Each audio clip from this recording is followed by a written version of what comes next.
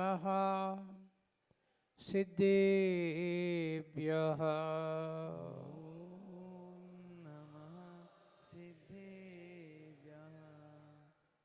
नमो अरिहन्ताणम्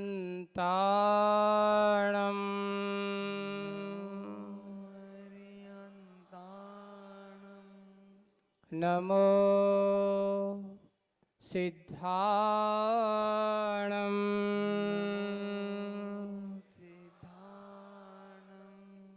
नमो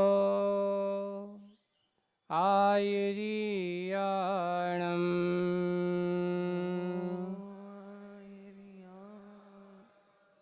नमो वज्रायाणम्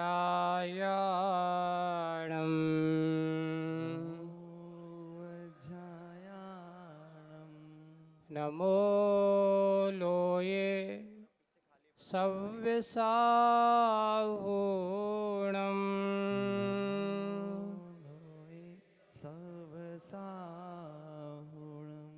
बोलिए पंच परमेश्वरी भगवंतों की जय।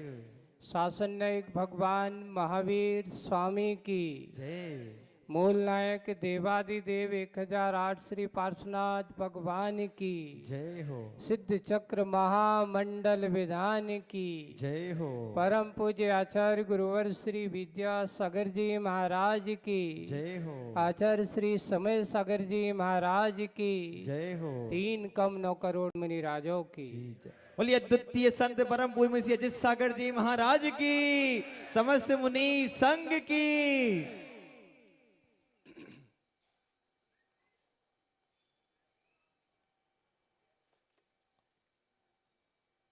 अभी हम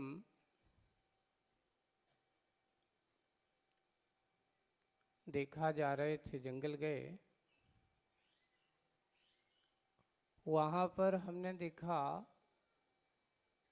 एक पतंग पेड़ पर लटकी हुई है। यहाँ भी मकर संक्रांति पे कहते हैं अहमदाबाद में पतंगों का तो मेला लगता है ना। विचार करो, एक छोटा सा कागज कहो या पन्नी, कागज है या कोई पतला सा कागज है, इतना मुलायम है कि थोड़ा पानी लग जाए तो गल जाए, लेकिन उस कागज को मात्र 2 लकड़ी का संयोग मिला। पतंग में क्या होता है, 2 लकड़ी होती हैं, एक सीधी होती है और एक घुमावदार होती है। 2 लकड़ी में कितना सामर्थ्य आया, 2 लकड़ी के योग मिलने से उस कागज में इतनी क्षमता आ गई कि आकाश की ऊंचाइयां छूने लगती है। आप देखिए, एक पतंग, एक वो कागज, छोटी सी पन्नी भी कह सकते हैं पतली सी, कि मात्र 2 लकड़ियों का योग मिला, आकाश की ऊंचाइयां छूने लगी। वाह, कितना संयोग है। आप लोगों को भी यही कहना चाहूंगा कि उस पतंग से तुमने आज तक क्या किया, हम शिक्षा ले, कभी सोचा, विचार किया कि देखो एक छोटी सी चीज इतनी बड़ी हो गई कि आज आपसे कम से कम सैकड़ों फुट ऊपर जाकर के 200-400 मीटर तक ऊपर चली जाती है। इतना क्षमता उसके पास आ गई। आप लोग भी सोचना कि एक अचेतन को इतना योग मिला, उसको इतनी ऊंचाई हो गई, तो एक चेतन आत्मा को अगर भगवान की भक्ति का योग मिल जाए, है ना, सच्चे गुरुओं की कृपा का वरद हस्त मिल जाए, तो वो आकाश की ऊंचाइयां क्या, वो तो सिद्धालय की चरम सीमा को प्राप्त कर सकता है।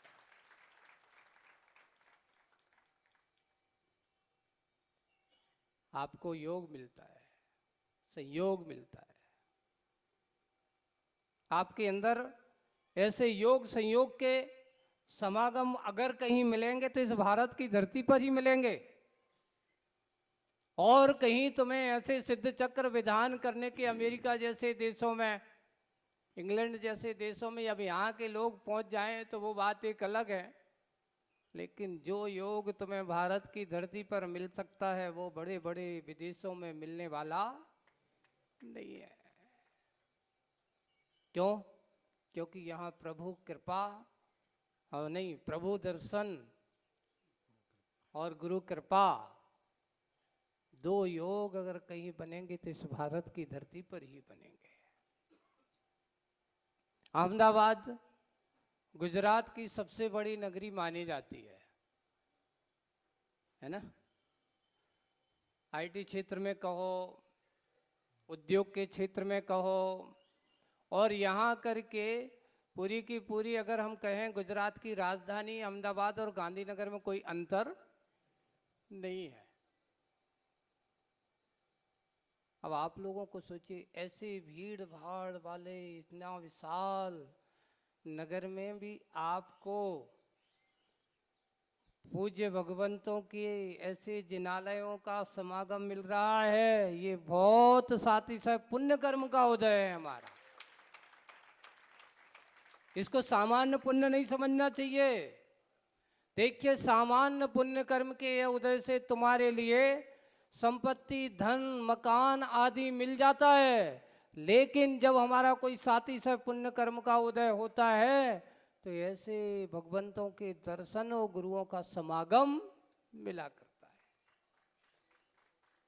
ये समझ लेना, मेरा कोई साथी से पुण्य कर्म का उदय है, क्योंकि ना जाने कहीं अगर तुम्हारा कर्म का संयोग होता और जाकर के तुम भी विदेश की धरती पर उत्पन्न हो जाते, या कोई भी ऐसे भारत के ऐसे नगर में हो जाते जहां आपको ऐसे जिनेंद्र भगवान के समागम, ऐसे कई स्थान भी हैं जहां जिनेंद्र भगवान के दर्शन नहीं होते, लोग तरसते हैं। पर आप सब लोगों को ऐसा संयोग बना है, ऐसे महोत्सव आयोजन आदि करने का संयोग बना हुआ है। आज यहाँ पर ये सिद्ध चक्र महामंडल विधान का वास्तव में देखा जाए बहुत शॉर्ट नोटिस में तैयारी हुई। इसके लिए कई लोग तो महीनों से तैयारी करते तब कार्यक्रम हो पाता है। तारंगा में जब हम थे तपोवन में, वहाँ बैठे, अब लोग हिम्मतनगर वाले भी आ रहे हैं, महसाणा वाले भी आ रहे हैं और अहमदाबाद वाले भी आ रहे हैं। बीच में अभी हमने सोचा कि भाई क्या करें, क्योंकि गुरुजी का आशीर्वाद तो पहले से था ही, अब यहाँ आना है, इस ओर आना है, इस रोग आ गए, अब यहाँ आएंगे तो अब सबके अपने अपने भाव होते हैं और ये बात होना चाहिए। अगर आपको साधु समागम मिले और मिलता है तो ऐसे संयोग पर अगर हम उसका लाभ ना लें तो समझ लेना हमारा बड़ा दुर्भाग्य होगा। सौभाग्य है, पूज्य गुरु कृपा का आपको संयोग बन रहा है। और वहाँ जब हुआ तो बीच में निर्णय नगर वाले पूरी समिति के साथ आ गए, महाराज पहले तो हमारा कार्यक्रम था, लेकिन आपका जब यहाँ आगमन हुआ तो अब हमें पंच कल्याणक करना है। निश्चय हो गया। अब निश्चय हो गया है तो भाई आपको पंच कल्याणक करना है, तो देखिए जिनेंद्र भगवान के महामहोत्सव के गुणगान का, ऐसे पंच कल्याणक महोत्सव आदि करने का अगर ये अवसर आ रहा है तो ऐसे अवसरों को फिर मैं भी सोचता हूँ कि भाई इनके अंदर के भाव जगे हैं तो अपने निमित्त से अगर इनका कोई अच्छा भाव जागता है तो ऐसे भाव में अपना क्या करना चाहिए, योगदान देना ही चाहिए। पंच कल्याणक प्रतिष्ठा भी अप्रैल में, और आज अभी पत्रिका का विमोचन आपको हो गया है। अब ये अष्टानी का पर्व में महसाना वाले बहुत प्रयासरत थे, वहाँ हिम्मतनगर वाले भी आ रहे थे, तो मैंने कहा कि भाई एक काम करते हैं, महसाना वालों से कि अब थोड़ा सा जब कोई बड़े लोग मांग करने, ज़्यादा लोग मांग करने लगते हैं तो बहुमत का ज़माना है आज के लोकतंत्र में, है ना। तो उनसे कहा कि देखो भाई, उनसे अभी हाँ तो नहीं कहा था, मांग तो उनकी थी पर हाँ नहीं कहा। और फिर बाद में कहा कि अब सिद्ध चक्र महामंडल विधान यहाँ के अंबिका नगर वाले हमारे अजित भाई अपनी पूरी टीम लेकर के आ गए। एक दिन बाद वहाँ पहुँच गए तो हमने कहा भाई अहमदाबाद तो आना है, गुरुजी का कहना है कि भाई अब जाना है, और जब संयोग बना है तारंगा तक आ गए हैं तो अब यहाँ आए हैं तो अहमदाबाद तो जाना ही है। अब दोनों ही संयोग बन गया है, अष्टानिका का योग बन गया है, और अष्टानिका में आराधना का ऐसा सिद्ध चक्र महामंडल विधान का संयोग। आप लोग बहुत कम समय में इतनी अच्छी तैयारी कर लेना बहुत बड़ी बात है। कई लोगों को इतने कार्यक्रम करने के लिए बहुत सारे महीनों में मेहनत करते हैं तब तैयारियां हो पाती है। अब आप लोगों को सिर्फ सारभूत बात यही कहना चाह रहे हैं कि योग संयोग से जब एक कागज के अंदर इतनी आचार हो सकती है तो बंधुओं भगवान की भक्ति से और गुरु भगवान की संगति से अपने जीवन में क्या क्या नहीं हो सकता। उन्नति अगर चाहते हो तो दो के प्रति आस्था भाव बनाए रखना, अपने भगवान के प्रति जिनके अंदर समर्पण भाव होगा, दुनिया की संपत्ति मिले या ना मिले, भगवान मुझे तो आपके चरणों की रज मुझे मिलती रहे, बस यही कामना करने वाला सच्चा भक्त होता है।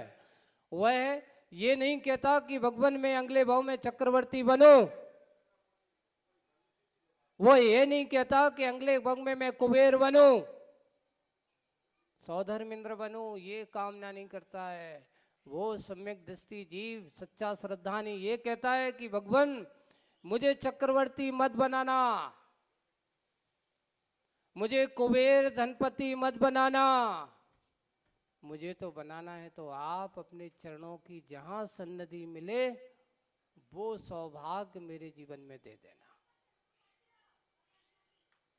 हमें दरिद्री बनना स्वीकार है पर भगवान मुझे अगले भाव में आपकी भक्ति करने का योग बनना चाहिए, मुझे तो आपकी भक्ति का संयोग बनना चाहिए।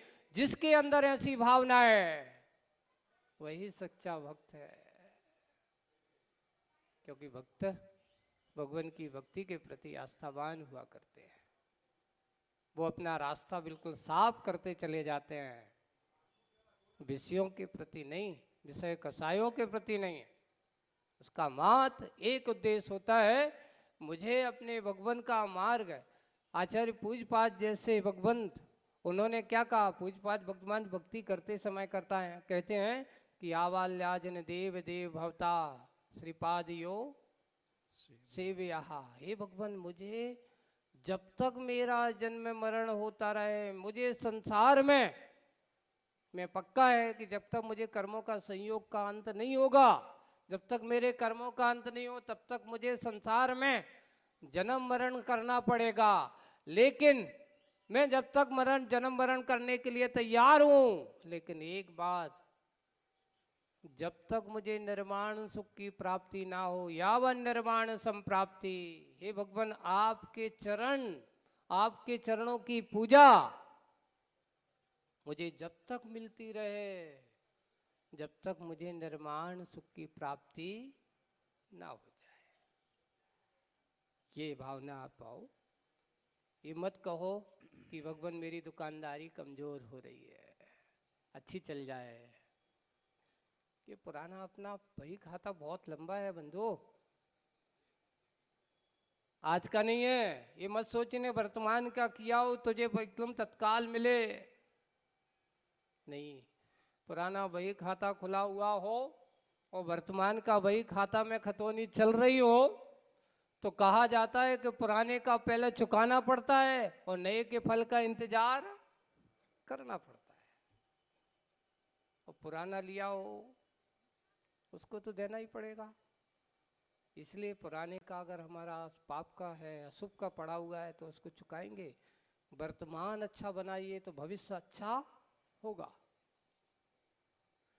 इसलिए ये संयोग है, ये सब योग है, और इसी योग में ऐसा संयोग बनने वाला है कि आने वाला समय अब अहमदाबाद वालों को बहुत सारे बता रहे कि 60-65 जिनालय इस अहमदाबाद की नगरी में हैं।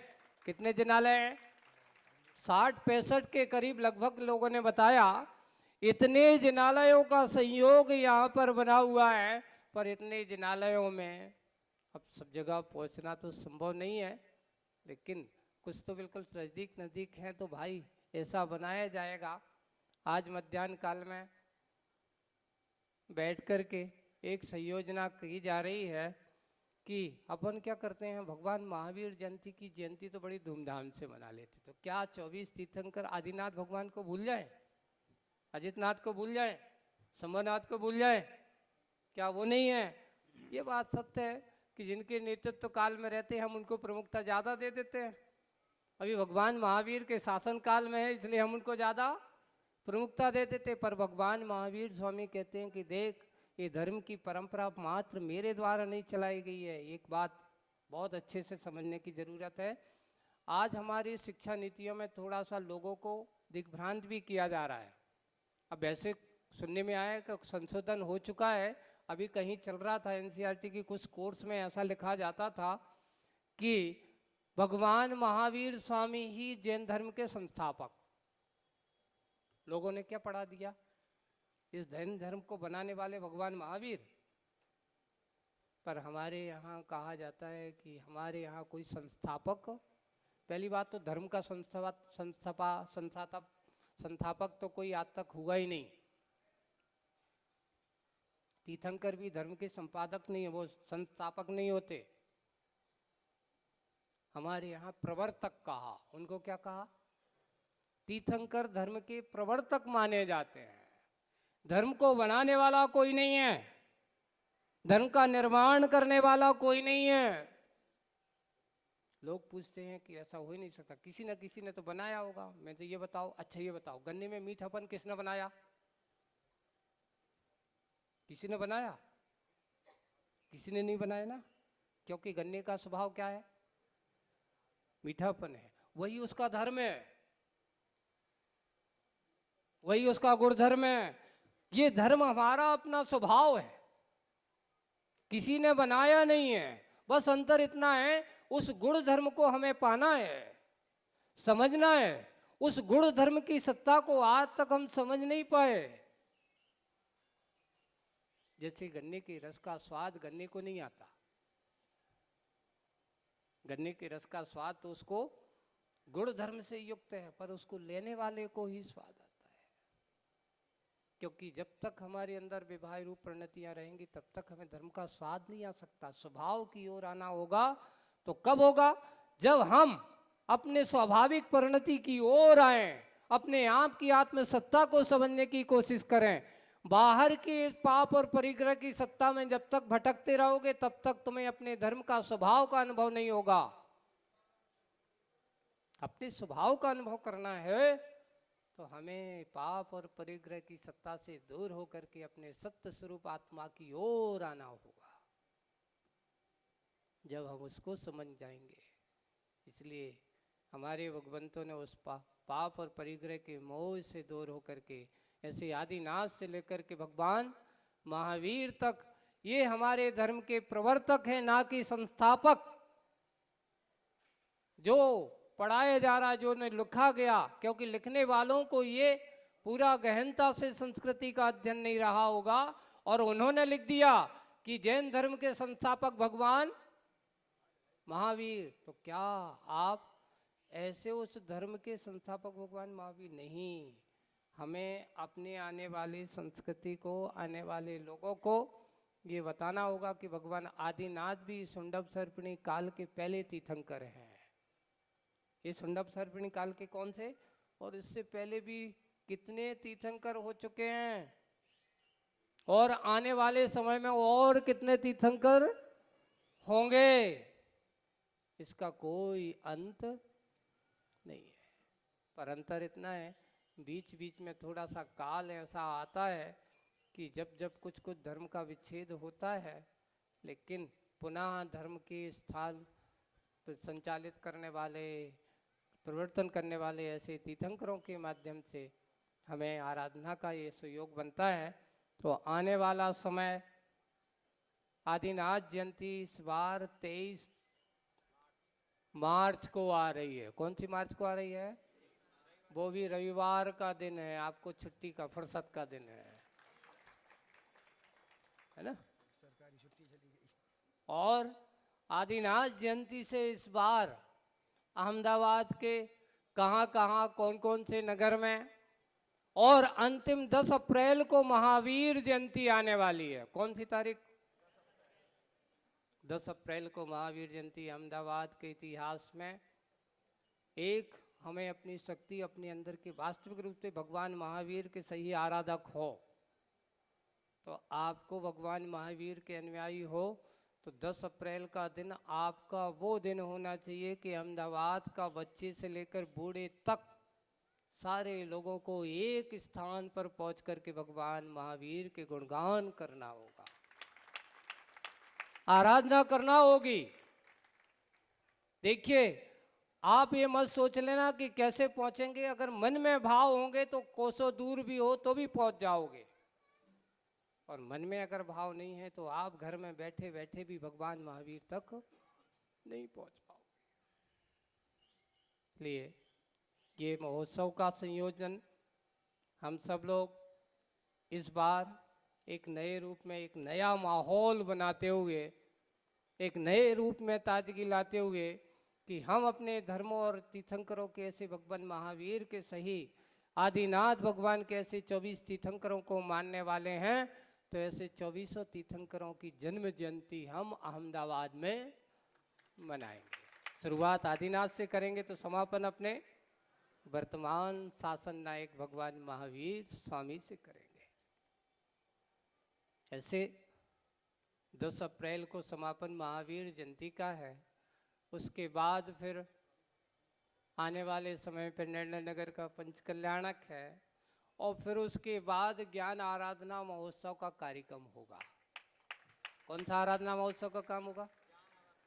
देखिए, भगवंतों की भक्ति आदि करने का महोत्सव पहले है, उसके बाद फिर किसके? सम्यक दर्शन की पुष्टि अगर करना है तो भगवान की भक्ति से ही होगा।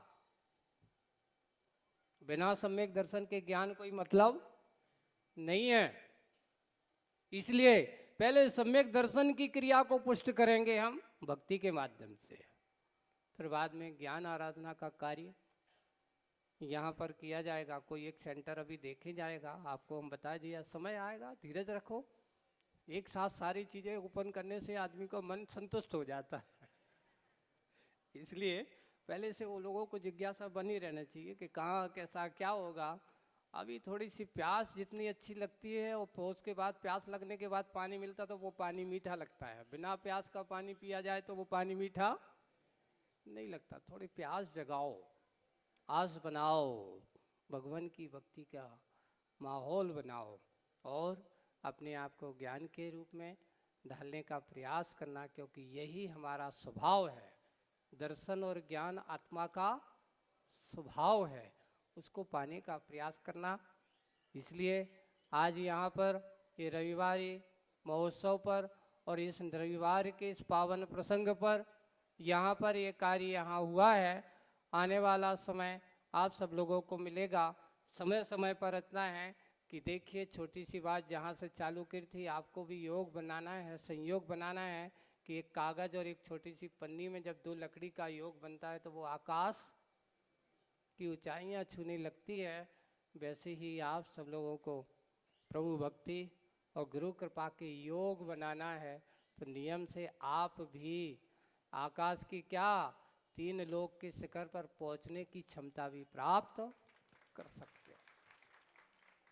ऐसे ही संयोग बना है, बहुत अच्छे संयोग में और बहुत संयोग योग में आने वाले समय पर बहुत सारे पूज्य आचार्य भगवान की दृष्टि यहाँ पर जब आचार्य श्री कुंडलपुर में थे, यहाँ के लोग गए थे, कुछ प्रवीण भाई और भी हमारी मोना बहन और आचार्य को कहा था कि आचार्य अहमदाबाद भी गुजरात की सबसे बड़ी बहुत बड़ी एक नगरी है और वहाँ पर भी ऐसा कुछ अच्छा कार्य होना चाहिए जिससे कि हमारे समाज और अपने धर्म की शान बरकरार बनी रहे। आज यहाँ पर जो मोना बहन बैठी है, मुझे मालूम है कि सन 1996 में जब पूरे देश में आईएएस परीक्षा में 7वें नंबर पे पूरे देश में इन्होंने टॉप किया था, पूरे जैन समाज का एक गौरव बढ़ाया था।